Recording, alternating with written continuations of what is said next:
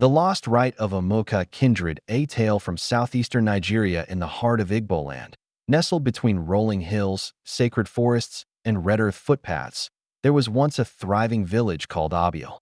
This village, like many in southeastern Nigeria, was divided into kindreds, extended family groups that shared ancestry, land, and a deep spiritual connection to their forebears.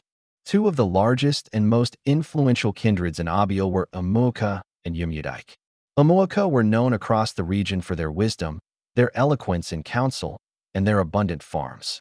They were skilled in mediation and diplomacy, often sent as emissaries to settle land disputes between villages. They had wealth in yams, goats, and palm oil, and were highly respected for their peaceful ways. Umuaka, on the other hand, were fierce, proud, and deeply tied to the ancestral gods of war and protection. Their compound was filled with hunters, blacksmiths, and warriors. While not as rich in material things, they held a reputation as the defenders of the village. When wild animals threatened the farms, or rival villages stirred trouble, it was Umuaka who took up arms. Their men bore scars, and their women sang war songs during the annual masquerade festival. For generations, the two kindreds coexisted in balance. Umuaka brought diplomacy, Umuaka brought defense. At the edge of Abiel village lay a sacred piece of land called Oniugwu, a lush, fertile valley through which a small river flowed. The land was rich and sacred, used by both kindreds for farming and annual rituals. It was believed that the spirits of the ancestors dwelled there, watching over the village. Oniugwu was also the boundary between Abiel and a neighboring village called Iziama, known for its greed and quiet jealousy of Abiel's prosperity. Then came a season of unrest. Iziama, weakened by famine and poor harvests, began to covet Oniugwu. Rumors spread that their youths were preparing to cross the boundary and take the land by force. Abiel's elders called for an emergency council under the ancient ube tree. The entire village gathered, the drums fell silent, the fire crackled, and the elders took their seats. The chief elder, a wise man of 90, spoke. "We are faced with a test. Our fathers left us this land not to watch it taken in fear. We must defend Oniugwu not just for ourselves, but for those yet unborn." The council turned to Umuaka and Umuaka.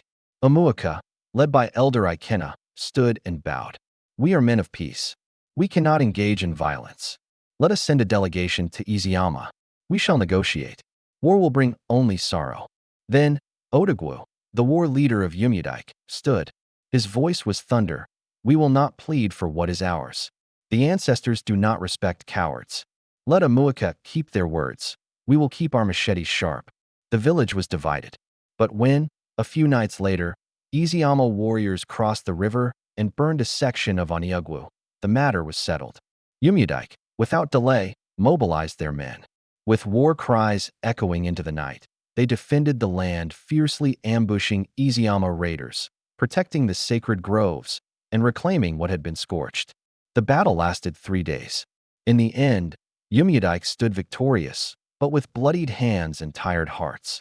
They had suffered losses, but had protected the land, the shrine, and the name of Abiel. After the mourning and healing came judgment. The elders met once again, and the chief elder pronounced, "Let the gods bear witness. Umuaka, you chose peace, but not protection. You turned from duty and fear. Umuaka, you bled for the land, and for that, the land is now yours. From this day, all rights to Oniugwu, its fruits, its water, its rituals belong to Umuaka." So it is said, so it is sealed. The air was heavy. Umuaka could not argue.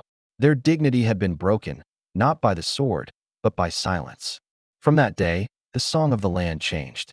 At every festival, the tale was retold, of the kindred that refused to fight, and the kindred that defended the soul of the village.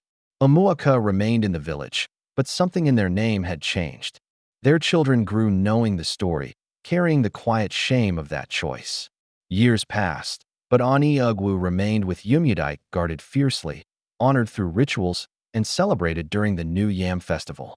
And in Abiel, one truth lived on in every child's mind. A people who do not defend their land lose more than soil. They lose honor, voice, and place.